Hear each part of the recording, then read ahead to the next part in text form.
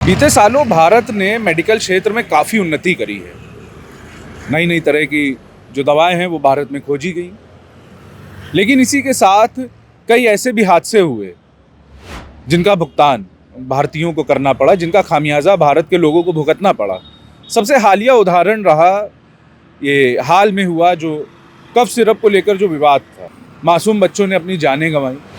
हालांकि इसके बाद जो कंपनी थी उस पर एक्शन भी हुआ, लेकिन अब फिर एक ऐसी रिसर्च आई है जिसमें जो आंकड़े पेश करे गए हैं और जो दावे किए गए हैं वो भारत के लोगों के लिए चिंताजनक है। एक अंतर्राष्ट्रीय जर्नल है लैंसेट ई क्लिनिकल मेडिकल जर्नल, इसमें एक रिसर्च प्रकाशित हुई, छापी गई, जिसमें दावा किया गया कि भारत के करीब 83% लोगों में बीमारियों से लड़ने की क्षमता नहीं है, वो कम हो चुकी है।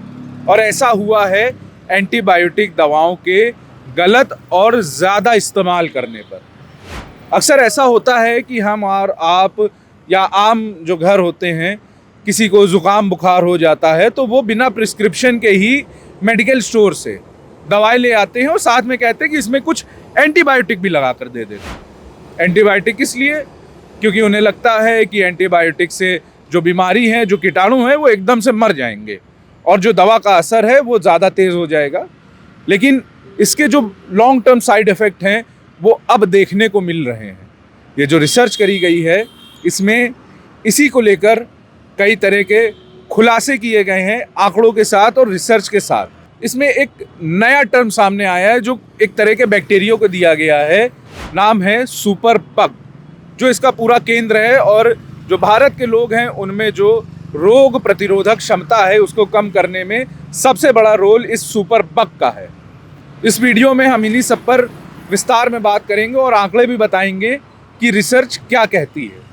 नमस्कार, मेरा नाम है आर्यन मिश्रा और आप देख रहे हैं द रेड माइक। एआईजी अस्पताल के कुछ डॉक्टर्स ने करीब 1200 लोगों पर, मरीजों पर ये रिसर्च करी।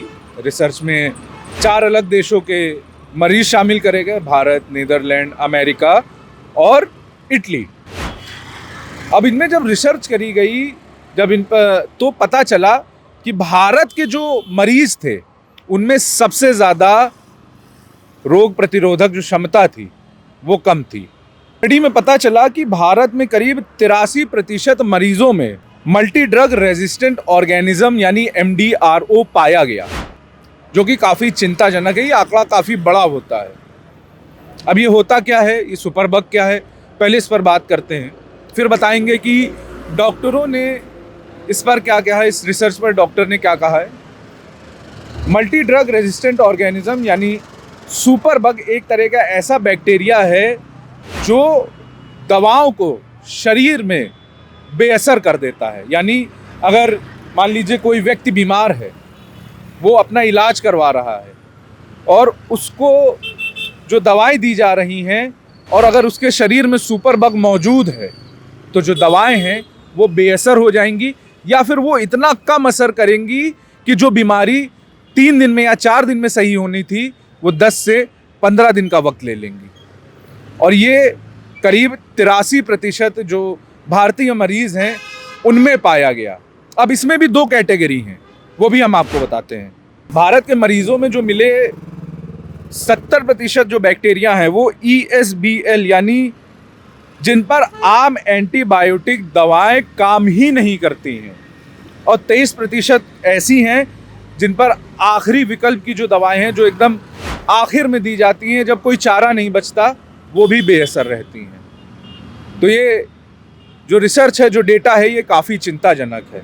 अब ये स्थिति आई क्यों, बनी क्यों, इसको लेकर डॉक्टर रेड्डी ने बात करी है। एआईजी अस्पताल के डॉक्टर हैं जिसने ये रिसर्च करी है, वहीं पर ये डॉक्टर हैं, हेड हैं, उन्होंने इसको लेकर बताया है कि ऐसी स्थिति आती क्यों है।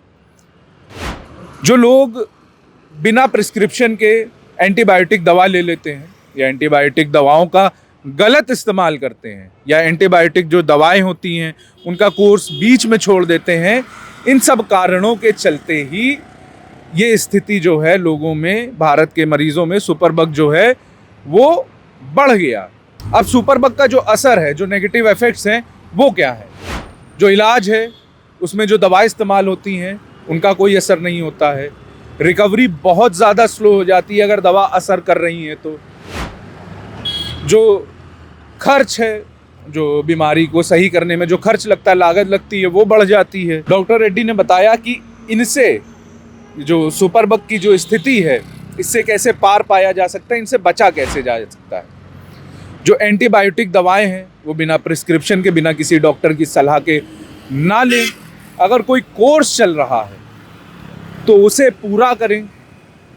अगर आप एंटीबायोटिक ले भी रहे हैं तो उसका गलत या ज़्यादा इस्तेमाल बिल्कुल भी नहीं करें, क्योंकि अगर ऐसा करते हैं तो फिर आप भी सुपरबग की कैटेगरी में पहुंच सकते हैं। और आप अगर कभी आगे बीमार होते हैं या आपकी रोग प्रतिरोधक जो क्षमता है वो भी कम हो जाएगी, दवाओं का जो असर है वो भी कम हो जाएगा।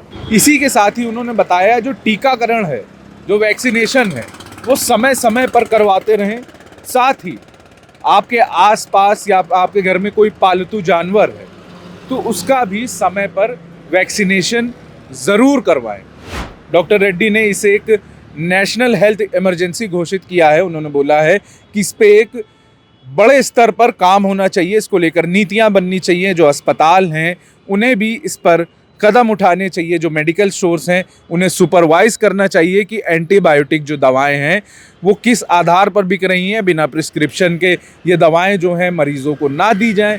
अस्पतालों में भी इस पर खासा ध्यान रखा जाए। आपका इस पर क्या कहना है हमें कमेंट बॉक्स में ज़रूर बताएं। देखते रहिए द रेड माइक।